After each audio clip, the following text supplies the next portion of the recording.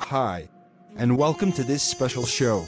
My name is Jim Hunter, and I have been having these weird dreams lately. Last night, I dreamt I was at the helm of a great military alliance, and we were up to decide whether we should let a rogue nation continue its genocidal exercises against their neighboring nation. On the one hand, many war crimes were committed, civilian targets were being ransacked, and many innocent lives were lost. But on the other hand, having the military alliance step in might provoke the rogue nation to use their big red button. That big red button would mean the end of all civilization. Destruction of all humanity as we know it. A very scary idea. Let's see how this dream panned out. Hear ye, hear ye. The session is opened. Today we will address the situation in the Borderlands that have been invaded by the Old Federation. The army of the Borderlands is outnumbered, but they have been putting up an incredibly stiff resistance.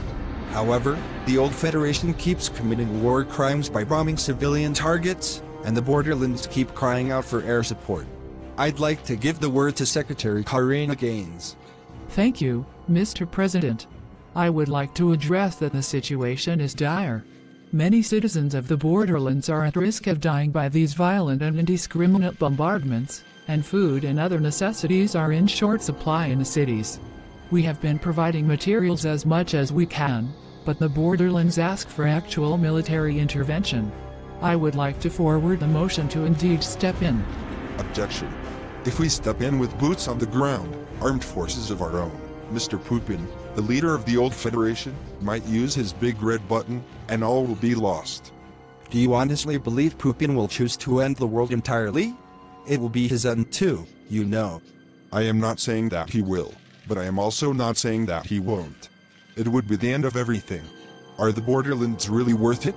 Why don't we hear what the leaders of the Borderlands and the Old Federation have to say? We have them on the view screen. Please, everybody. I know we could not join your military alliance in time, but we are fighting for our freedom. You have to help. They are destroying all our buildings, killing our people. It would be of great help if you could just shoot down all their airplanes.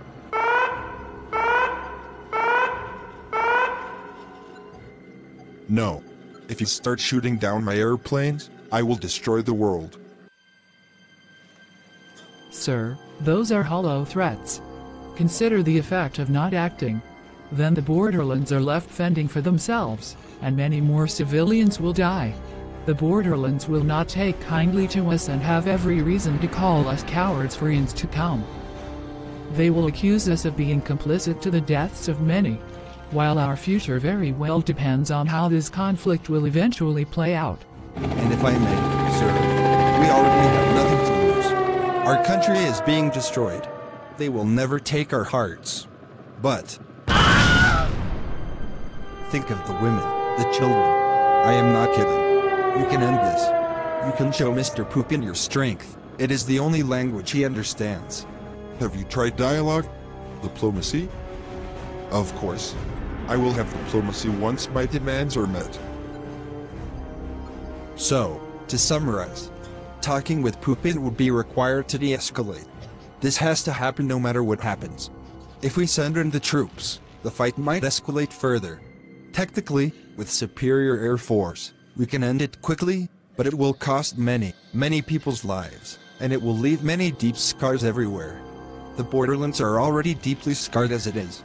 It would get even worse, though we should have every right to defend the airspace of a country that asks for it. Unwelcome intruders are unwelcome, and it's technically not war. The Old Federation refuses to call it a war, so that's all on them. The Old Federation has entered the Borderlands illegally, and under all sorts of demonstrably false pretenses. This aggression will not stand. I will push this button. I will do it. I mean it. I will do it and destroy you all. And you will destroy me back, but I don't care anymore. If I cannot have it, then you cannot have it either. I am the most mature and smartest man in the world. Objection. You are forgetting that you can only give the order. We, your stakeholders, still have to verify your intentions. And despite the fact that you hate the world, and that you hate yourself, some of us do not hate ourselves. I have a family that I love. I do not wish destruction of the world. And the fact that you act out the way you do only points to one conclusion.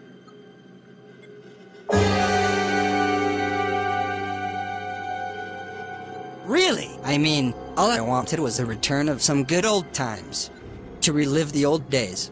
One more time, you know.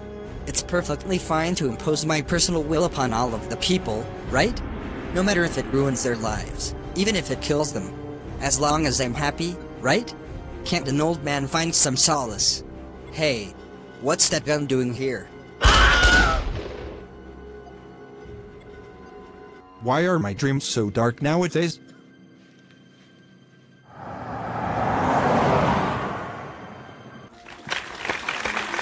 Well, now we still don't know what would have happened if we had, or had not, sent in the troops. But one thing is for sure. War is terrible. The whole idea of destroying buildings and killing a population is bizarre and pointless. Nobody, really nobody wins. There are no winners in a war. Only survivors. And the scars take generations to heal.